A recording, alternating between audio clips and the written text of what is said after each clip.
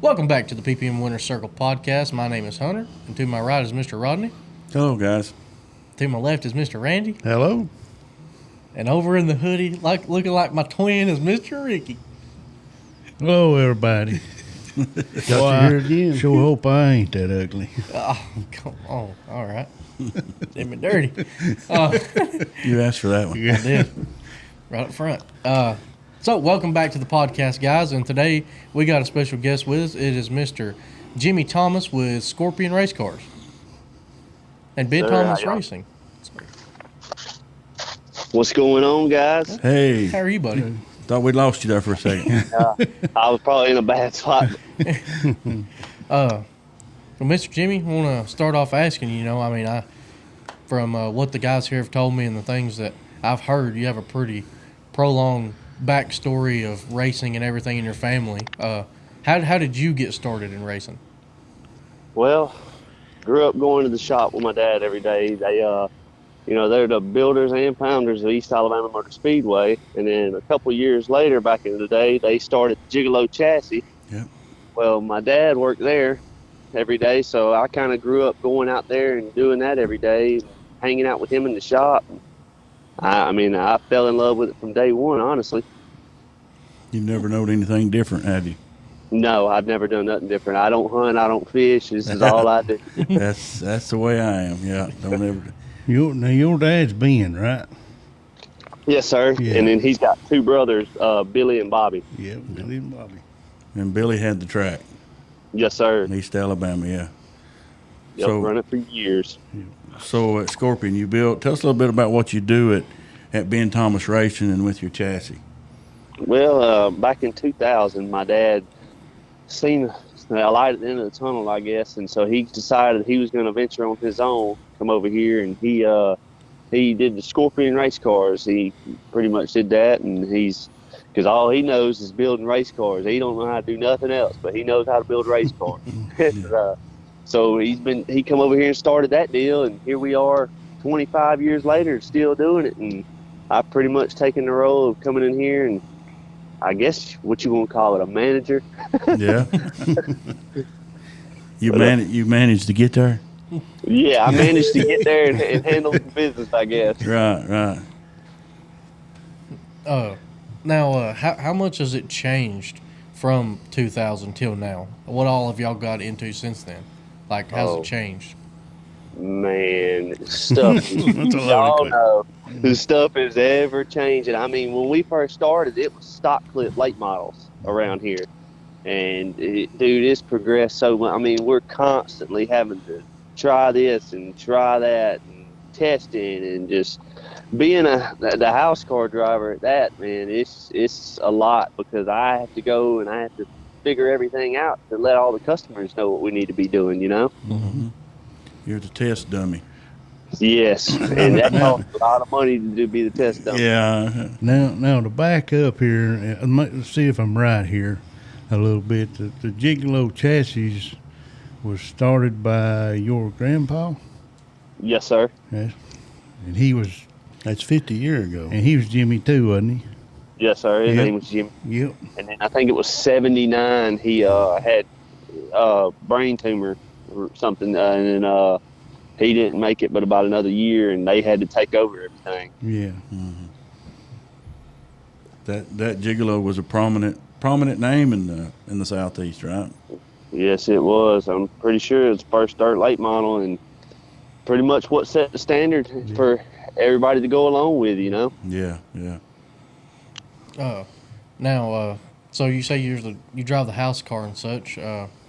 Now, your resume off this past season, you're now coming off as a two-time CRUSA national champion. Am I right? Yes, sir. And it was one of them years where it wasn't so great of a year, but it kind of turned into a decent year, I guess. But, I mean, you know how hard it is to compete with these guys nowadays, man. It's just, I know we didn't really have the wins to show for it, but I guess consistency was key. That's correct. That's what a lot of it is anymore. Because I'm many telling- races as they're especially packing in a crate year. racing. Yes. It's a lot of luck in this crate racing deal. It's what I've about them figured out. Yeah. Now, your first championship was in 2021, correct? Yes, sir. So tell me, what is the difference between the mentality and the competition that you had in 2021 versus 2024? Uh, it was stout in 21. But I mean, the following year I had a pretty bad wreck up there at 411 and wiped the car out. Well, me not being a good note taker, I kind of lost where I was at for a little bit and had to rebuild. And man, it's just getting back to that point. It's crazy, man. It's crazy trying to climb that out of that hole. And this last year, I had nothing but motor trouble in 23, so we scratched that. And then this year, I mean, it's just been every week. I promise you, I didn't leave the shop the same all year. Just steadily trying stuff, trying to figure something out, trying to get better every week. So how many is it? I assume it's you and your dad, and who all else is involved in the preparation and the work at the track? How many do you have a crew, or are you? Not really. I mean, I got a couple part-time guys. I got a guy that kind of helps me around here and helps cleaning up and stuff around the shop. But as far as preparation for the house car stuff, it's just me and my dad. That's it. Wash days are very lonely days. Exactly. My wife, she shows up and she helps me wash. But then about halfway through this year, I found a buddy that's really interested in racing, loves it, kind of like I do, and I got him to start going with me. And you talking about a game changer, having somebody pulling the tires on and off for me. Yeah. Oh yeah, that one extra guy makes a huge difference. You ain't lying, man. And just having that extra help this year, about the second half of the year, I'd say. I mean, dude, that was huge. And we started this label to help me focus more. But before that, I mean, it was just me, my dad, and my wife down here at the shop getting these things ready. That's about it. Yeah. I know how those wash days are. I had a brother leave me with it. Wasn't me. Wasn't him. Oh man, you go to the racetrack, everybody wants to Yeah. show up, but when you come back home, you go to unload them things, nobody's around. I had to answer the phone. Don't look at me like that. He had to answer the phone. That's right. And then in the phone conversation quits just as we get done. Yeah. Oh, that phone, you pick it up and you walk away and you don't see him till it's time to push it back in the shop. Exactly. Now, how old are you, Mr. Jimmy? I turned 32 this year. 32. And where'd the number 22 come from? Oh man, that goes way back. My granddad, he was running some of that. I mean, he was into the NASCAR thing and all that stuff with Leroy Yarborough and all that, but he actually had a car that they would take down to Valdosta and some of these other places. His number was always 22, and that kind of just ran through the family. Just growing up, everything I did, baseball or anything, I always wanted the number 22, so it just kind of stuck with me there. Yeah, that's a typical thing with a lot of families. Mm-hmm. Yeah. Even the old caution yellow I always run. It's just always been a thing in the Thomas family. Yes. Yellow's a I run yellow when it wasn't cool. My dad. The reason we run yellow because you could spot it on the racetrack. Right. Yeah. So, Mr. Jimmy, what is the hardest part between racing and also running a business and a like the parts business and a chassis business?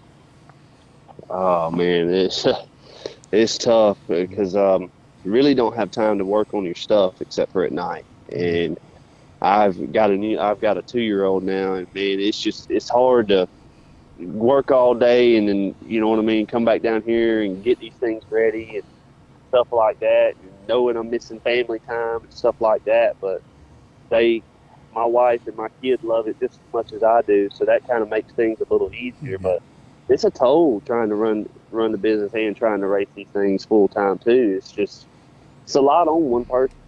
Mm-hmm. Absolutely. That family part of it's important. It takes a lot of sacrifice to do what most of these guys do. Mm-hmm. Exactly, man. And just seeing my kid how much he loves it and stuff makes it worth it to me. Yeah. A lot of people don't understand that, how much you have to actually sacrifice to be successful.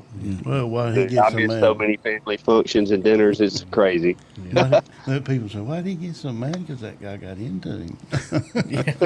Because I got to work later that night.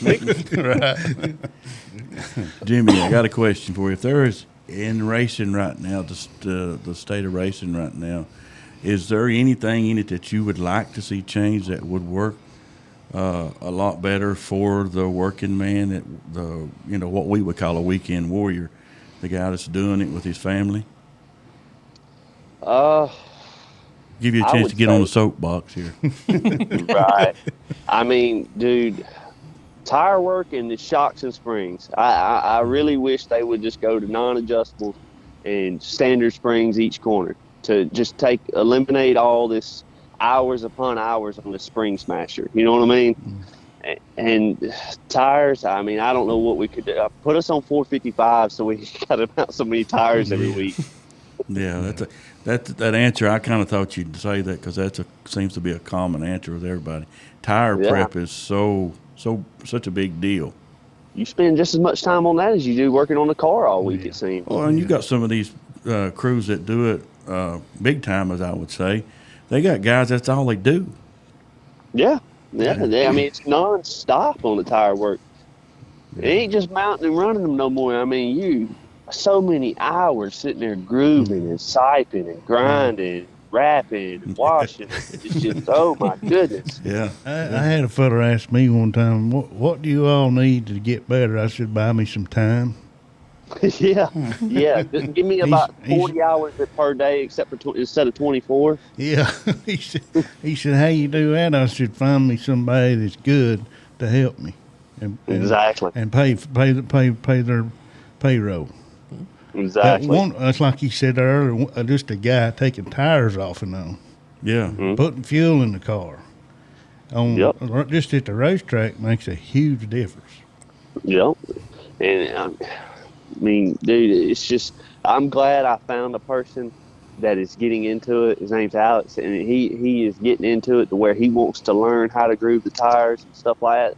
I mean, I've got him grinding them. He was taking about 20 minutes to grind one tire, but he's learned. I mean, it was the prettiest thing you ever seen, though.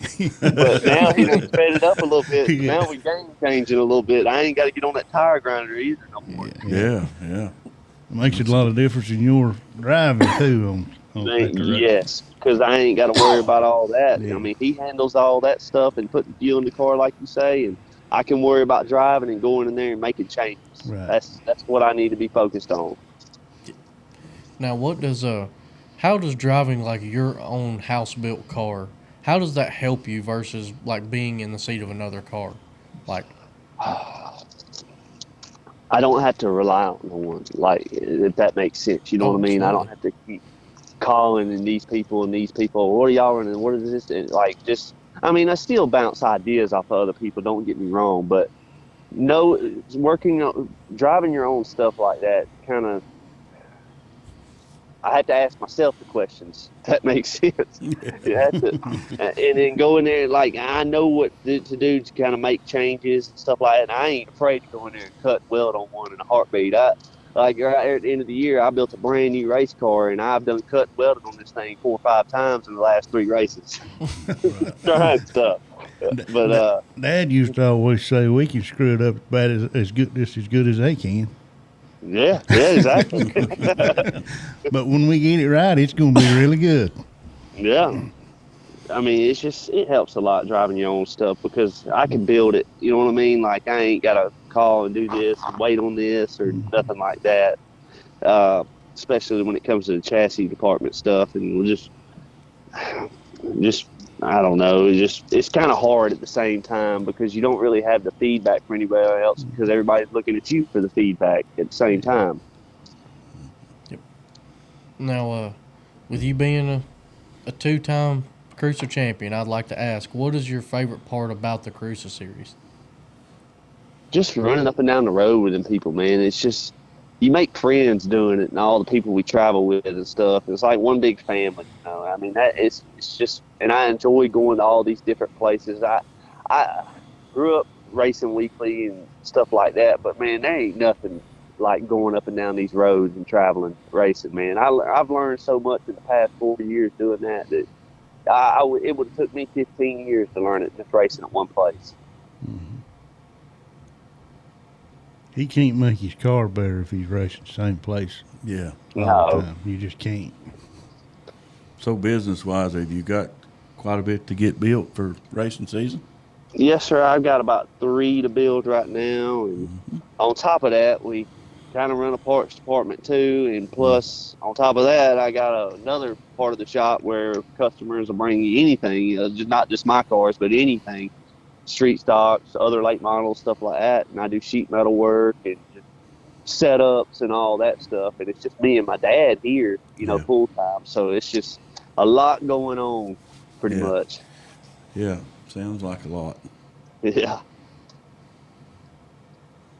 Well, I heard, I'm going to throw this out here. I heard that you had one big secret that was your main tune-up guy, and he's the one that says that he had you dialed in for the year. Which one's that? Cameron Weaver? Oh, yeah. Yeah, we've been working together quite a bit, man. I mean, he's a good friend of mine.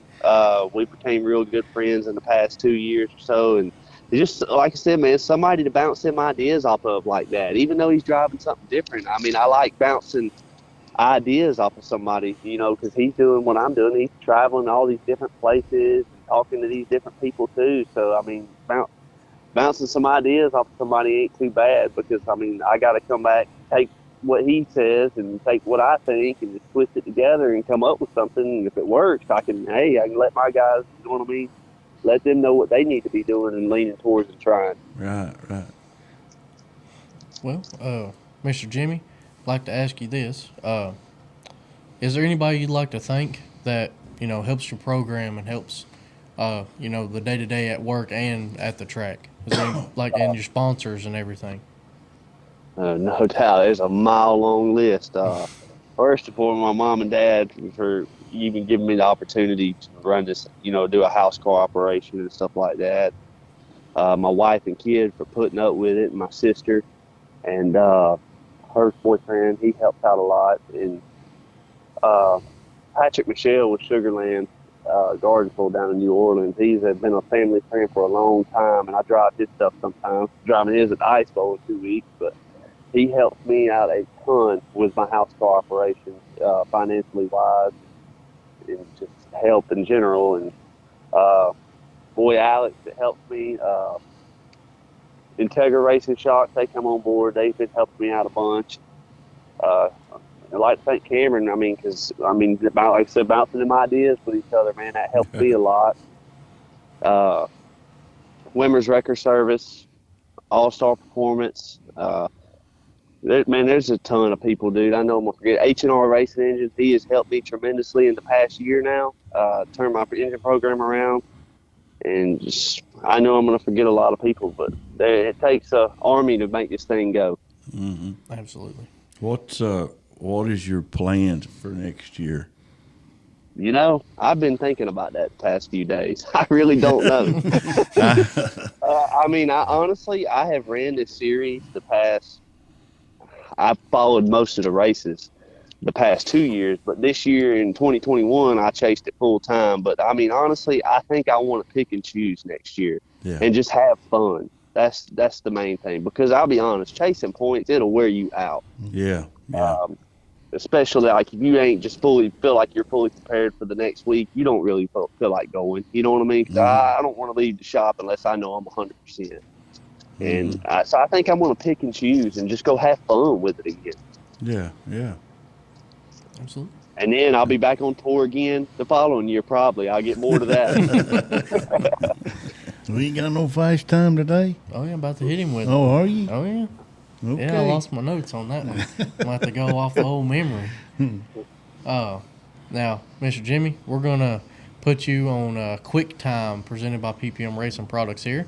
It's just going to be a handful of questions that are just random, so all you got to do is answer them as fast as you can.